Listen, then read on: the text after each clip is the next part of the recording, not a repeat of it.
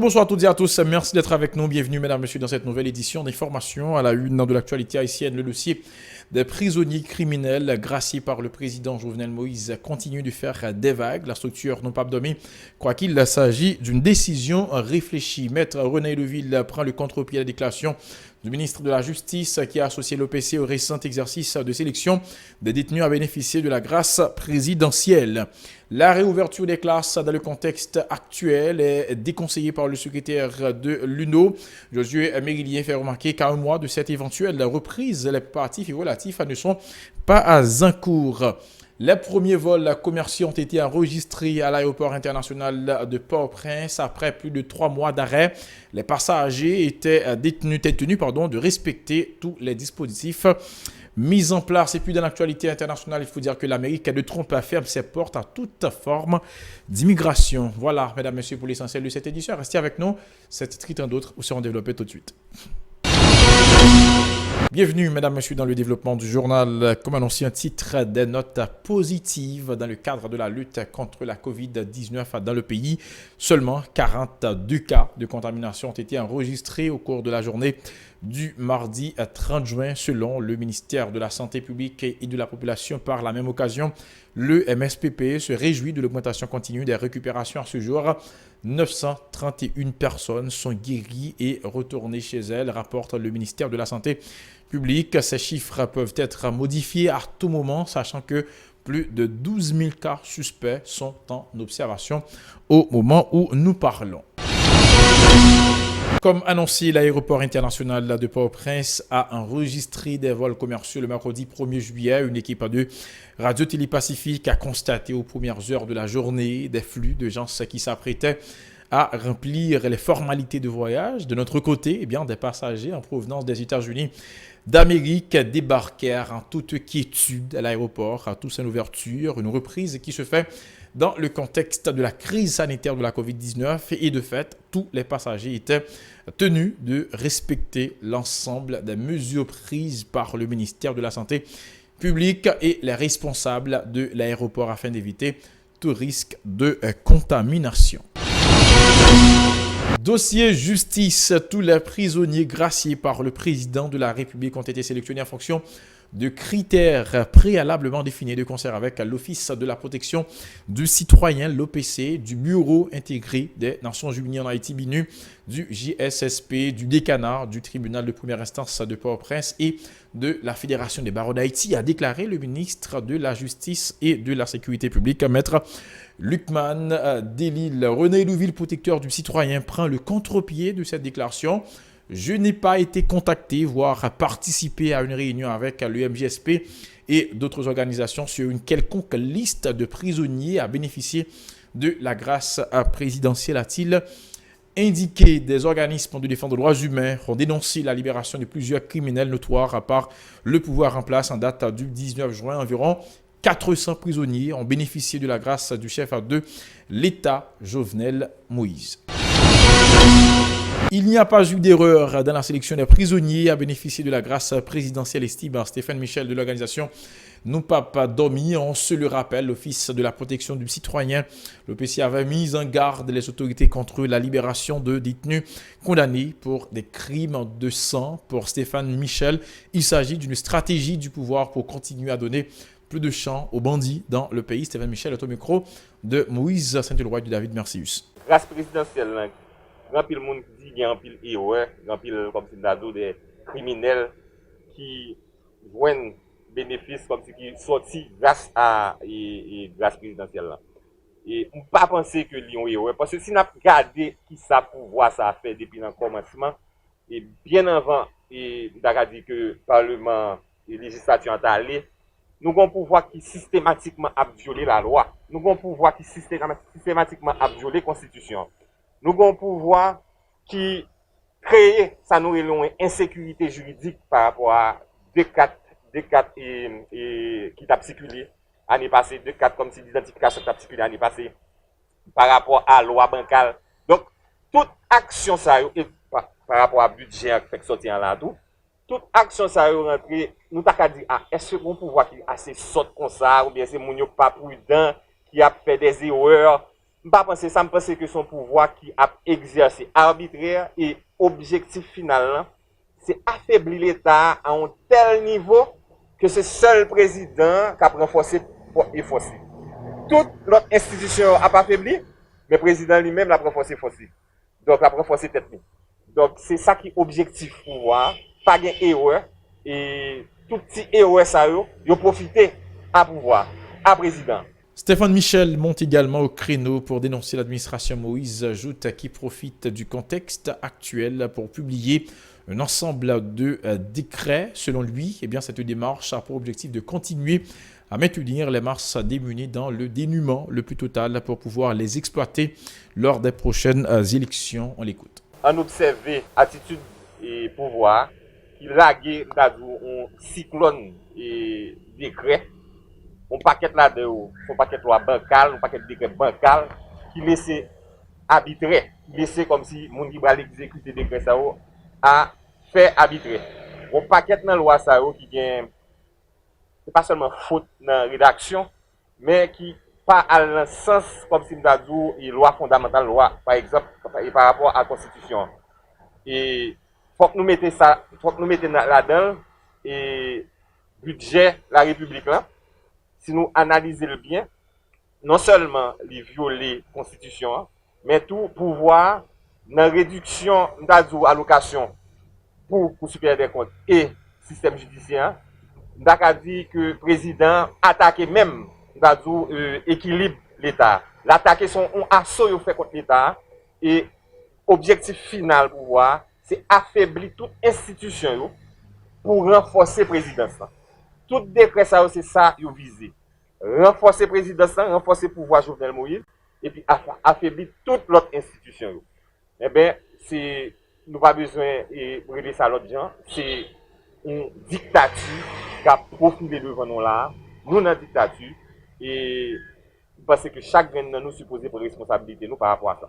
Salvatori Saint-Victor, l'un des responsables de l'entité Non Pas Dormi, dénonce les violences perpétrées par des policiers lors du sit-in pour la vie organisé devant le local du ministère de la Justice et de la Sécurité publique le lundi 29 juin dernier. Ces policiers reflètent l'image d'un État barbare qui viole les droits des citoyens, selon ce qu'a laissé entendre Salvatori Saint-Victor, qui soutient que ce genre de comportement doit cesser dans le pays. Sa déclaration au micro de Moïse Saint-Éloi. Dernier jour, nous constatons qu'il y a une vague violence et crime envahit la vie.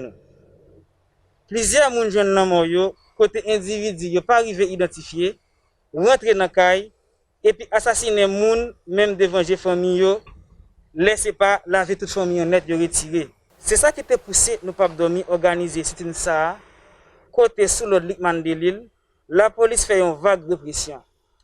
Déjà dans matin, côté à peine 3 moun te réunis devant le ministère, la police tombé 6 mailles gaz tri bobabo. Yo vont chercher un backup boy de vin tirer sur participants yo. Yo volé des banderoles nommé organisateur yo pendant un policier en personne menacé une nan yo la tirer quand même. C'est pour ça nous demandons pour toute société organisation droit moun ak toute l'autre organisation de la société civile là lever camper devant gros danger qui dessiné devant nous là.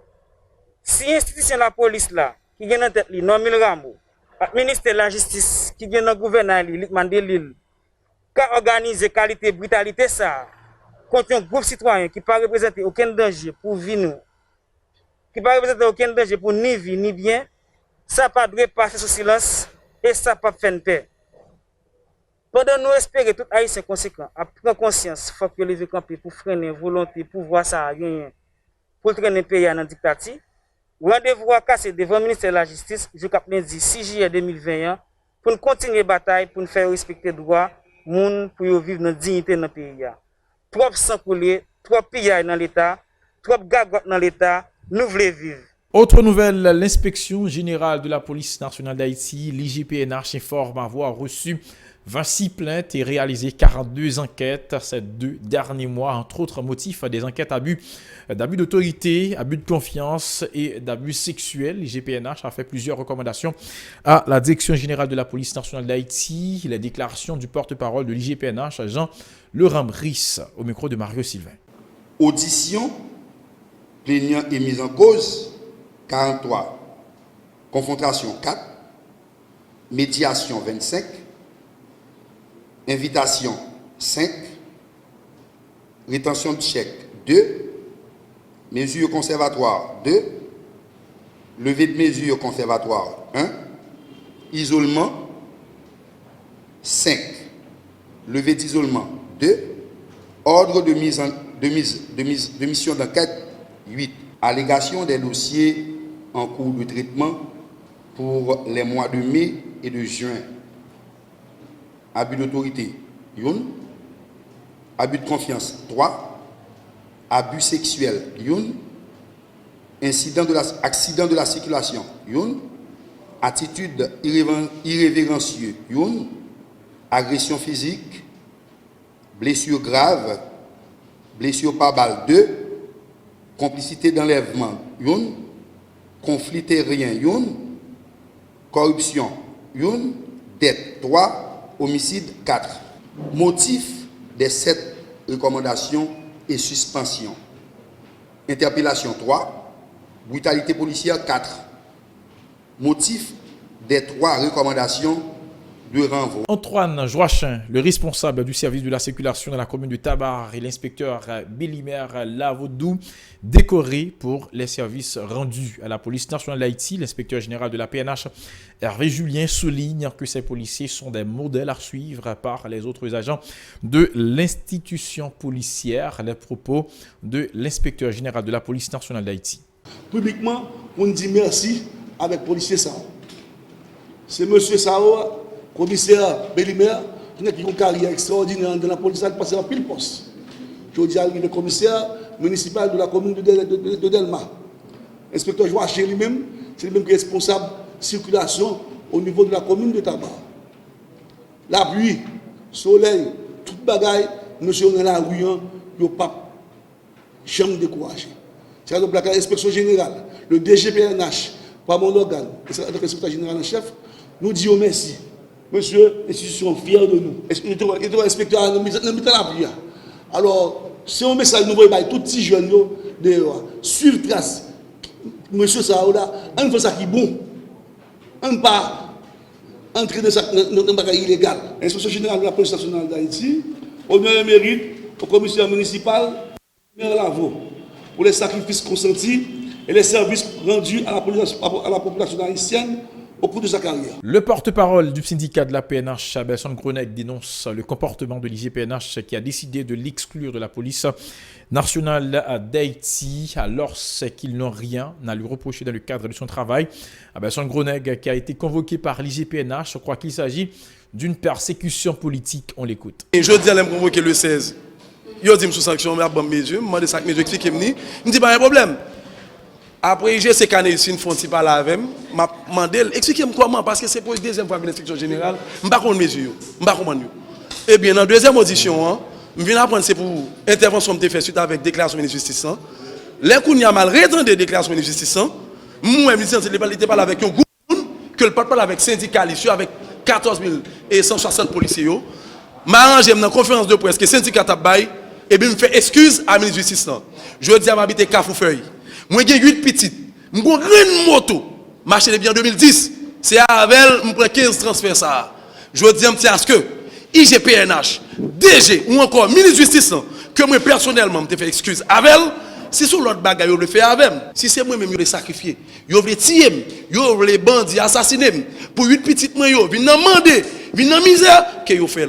Eh bien, sinon, que je remette ni à moi, ni battre moi pour mal travailler. Pour mal travailler. Parce que moi, je ne sais pas pour qui ça me l'a.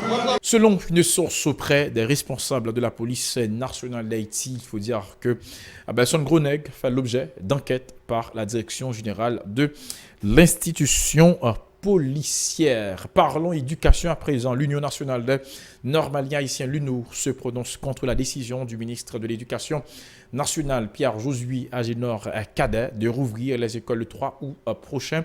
Selon le secrétaire général de l'UNO, cette décision ne prend pas en compte la fragile réalité de la majorité des établissements scolaires par rapport au coronavirus qui continue de se propager dans les 10 départements géographiques du pays. De plus, il fait-il remarquer à un mois de cette éventuelle reprise, eh bien, les préparatifs nécessaires ne sont pas encore. Josué Mérilien souligne également que nombre des écoles publiques n'ont toujours pas reçu de subventions. Ces déclarations au micro de Moïse Saint-Delroy et de David Mercius. Nous tendez l'école, dans la presse, que l'école tagué pour l'ouvrir le 3 août. Nous-mêmes, comme enseignants, directeurs, etc., nous n'avons pas de problème à la question de l'école de l'ouvrir. Le problème, c'est que l'école de l'ouvrir. Mais l'école, dans tout pays, quand il y a renouvelé l'école après crise, ou bien dans quelle crise pour la virus, il y a une série de mesures qui prend, une série de concertations qui fait, justement pour mettre que ça n'est possible. Nous pensons que l'école doit l'ouvrir, mais il y a une série de conditions qui doivent réunir. Et parmi ça qui réunit comme condition, il faut que l'État réponde pour payer, reste à l'école là pour tous les parents. La majorité des parents ne peuvent pas payer l'école. Ils viennent décapitaliser, et puis petit job, ils ne peuvent pas payer, reste à l'école là. Dans tout comme coronavirus, comme des côté là, nous pensons que faut gagner une partie qui est réservée pour subventionner les parents qui peuvent faire face à la question paiement écolage. Dans la crise qui est là, crise économique, crise grand goût, crise de toutes sortes, parents ne peuvent pas payer l'école. Donc, reste à l'école, premier bagaille que Jovenel, AG, Joute, doit prendre engagement formel. Il faut que prendre engagement que il a payé directement l'école pour parents, ce que parents n'ont pas de chaise à tout de eux pendant l'année ça. 2. Les professeurs doivent avoir salaire, plusieurs mois de salaire dans l'école publique. Il faut assurer que les gens, nous qu'on avec Agenor, chaque fin mois, tout arrêt salaire à payer.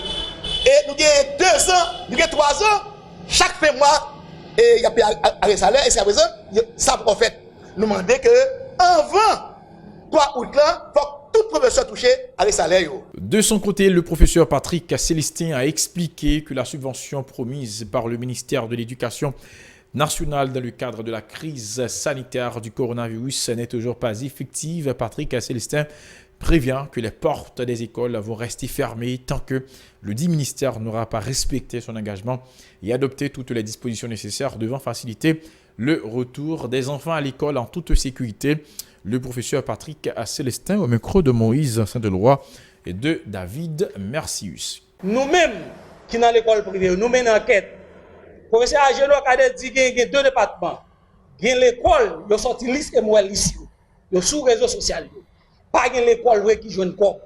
Ça est sorti à son trac lié parce que nous-mêmes nous entrons en contact avec le professeur qui n'en dit directeur de l'école, il y a sous compte, il n'y a pas une centime. C'est pour montrer nous dans quelle dimension nous avons des gens qui optimisent des affaires. Si on est que c'est ministre, on ne va pas mentir chaque jour et m'a demandé dans qui pays au monde, je me poser la question ça, on va gagner un professeur Agenor Kader comme ministre. Je dis à la m'a dit, Agenor Kader, nous ne pouvons pas ouvrir l'école avec elle. C'est immoral, ils sont corrompus, nous ne pouvons pas ouvrir l'école avec elle. C'est ça fait. Dans 4 batailles, nous avons mené. Jean-Professeur te dit, puis prochain, mouvement, soulèvement n'a gagné dans le pays, c'est lundi cap 16, lundi cap 6. Lundi cap 6, là, juillet, 10h du matin, dans le même local, dans la même adresse pour te regrouper dernièrement, devant le ministère de l'Élévation nationale qui est sous Nazon, tout enseignant, tout directeur d'école, tout le monde dans le pays, militant, parents, je dis là, professeur dit qu'il décapitalisé, mais pour moi, qui pas de jambe, rien dans le pays. Les nous tenir compte de combien de monde qui travaille déjà dans le pays. Il y a un pays qui sorti dans le confinement, pas de monde qui a ouvert l'école. Autre nouvelle, le nouveau décret portant sur la révision du code pénal n'est pas adapté aux réalités du pays, a fait savoir l'homme de loi Eddy Paul Florent. Ce décret ne prend pas en compte les travaux qui ont été précédemment effectués. Cet acte ne fait que vassaliser la loi du pays, selon Maître Florent. On écoute ses déclarations. Et on aura tout vu et parmi ces décrets. Et il y a un dernier bail qui fait sensation ces derniers temps, c'est des codes pénals là qui ont publié. Comme tout bien, code pénal là, c'est un projet qui a longtemps, que j'ai moi-même travaillé. C'est normal dans tout pays civilisé, doit y avoir tolérance. Et dans tout pays civilisé, doit y avoir des textes qui adaptés à un moment qui pour permettre le pays à fonctionner. Donc le pays doit fonctionner pour le meilleur des mondes. Et en plus ou en moins, il crée un problème. Donc, il faut jouer une bagaille qui reflète nous-mêmes, qui reflète culture nous, et qui reflète nous-mêmes comme peuple. Sur la question Massi m'a dit, et moi, je pense que l'exécutif là ne fait que apprendre le code pénal là inconstitutionnel. Parce que la Constitution ne pas reconnaître. La Constitution ne pas reconnaître mariage fille-fille, garçon-garçon. Et donc, ça veut dire que on ne fait que publier un décret qui tout frappe d'inconstitutionnalité. Bon, heureusement pour le gouvernement, pas de conseil constitutionnel, sinon son bail que le conseil constitutionnel a voulu jeter. De notre côté, Maître Idi Paul Fleurant a critiqué le comportement des autorités étatiques qui tardent à trouver une entente avec les magistrats en grève depuis plus d'1 mois. Elle indique que le débrayage des juges a des répercussions néfastes sur les justiciables. Ces déclarations ont été recueillies par Mario Sylvain et Rigueur Noël. Procès verbal de constat pas gagné. Moi-même, j'ai fait 3 constats depuis 4 semaines. Procès verbal de constat, je n'ai pas jamais gagné pour me faire procédure à cause que SOA pas disponible dans quel tribunal. Tout juge qui est SOA dans la caillou avec. Est-ce que vous comprenez? Donc, c'est un problème majeur qui est posé. Mais bon, j'estime que le problème n'a pas dérangé l'exécutif. Alors que le juge de paix est en train de grève, qu'on y a un plus haut niveau grève là commencé. Pas que pour le fait de 3 jours de travail à cause de la mort magistrat séricier, on est très gentil. Une volonté pour tuer le monde en pays ici. Parce que vie monde pas compter. Donc c'est comme ça, non?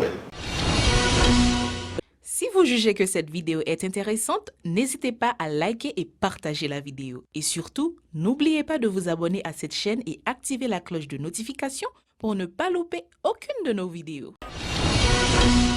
Coup d'œil à présent dans l'actualité internationale. Nous allons aux États-Unis d'Amérique pour parler d'immigration. Eh bien, avec la multiplication des règles, immigrer aux États-Unis devient quasiment impossible. Lundi 22 juin, Donald Trump a signé un décret présidentiel visant à limiter l'immigration aux États-Unis jusqu'à la fin de l'année 2020. Cette fois, sa cible inclut les personnes éligibles au visa H-1B, des professionnels très diplômés qui travaillent souvent dans le domaine des mathématiques, de l'ingénierie, des nouvelles technologies ou encore de la médecine et qui pallient des manques critiques sur le marché du travail américain. Il faut dire que le texte prolonge l'interdiction de délivrance de cartes vertes hors des États-Unis et interdit l'entrée aux cadres étrangers employés par des entreprises américaines opérant dans d'autres pays, au personnel saisonnier du secteur de l'hôtellerie, aux jeunes filles, aux pères et aux étudiantes inscrits ou encore inscrites dans des programmes de travail, études pour l'été. Avec ce décret, eh bien, le message du président américain est clair, l'Amérique est bien fermée. Toujours aux États-Unis, des centaines de responsables gouvernementaux qui ont travaillé pour l'administration républicaine de George Walker Bush s'apprêtent à apporter leur soutien au démocrate Joe Biden, futur adversaire de Donald Trump lors de l'élection présidentielle du 3 novembre prochain. On a appris auprès de sources et impliqués dans cette initiative, ministres et anciens hauts responsables de l'administration Bush allant de 2001 à 2009 sont au nombre des membres de ce groupe constitué en un comité d'action politique baptisé 43 Alumni for Biden, les anciens du 43e pour Biden, George Walker Bush, ayant été le 43e président des États-Unis. L'initiative doit être dévoilée dans les prochaines heures avec le lancement d'un site web et d'une page Facebook. L'objectif, écoutez bien, est bien de diffuser des vidéos témoignages en faveur de Joe Biden et de s'impliquer dans la mobilisation électorale dans les swing states, ces États clés où se jouera vraisemblablement l'issue du scrutin dans à peine plus de 4 mois désormais, conformément à la législation encadrant l'activité des comités d'action politique ou encore les super PAC. Les membres des 43 alumni ne pourront pas travailler ou encore discuter avec l'équipe de campagne de Joe Biden, mais pourront lever des fonds sans aucun plafond pour financer des campagnes publicitaires ou encore organiser des manifestations de soutien.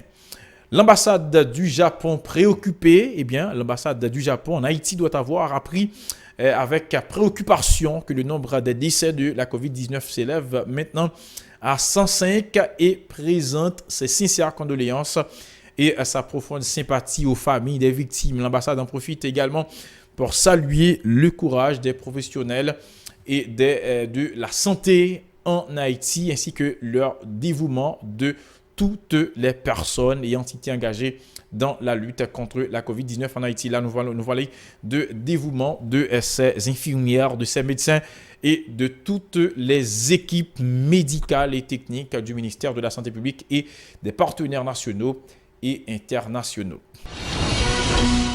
Voilà, mesdames, messieurs, pour l'essentiel de cette édition d'information. Merci à vous qui l'avez suivi. Restez avec nous sur la télévision en Pacifique pour la suite de notre programmation. N'oubliez pas que vous pouvez continuer à nous suivre sur Facebook, Twitter, Instagram, YouTube et radio-télévision pacifique.com. Restez avec nous.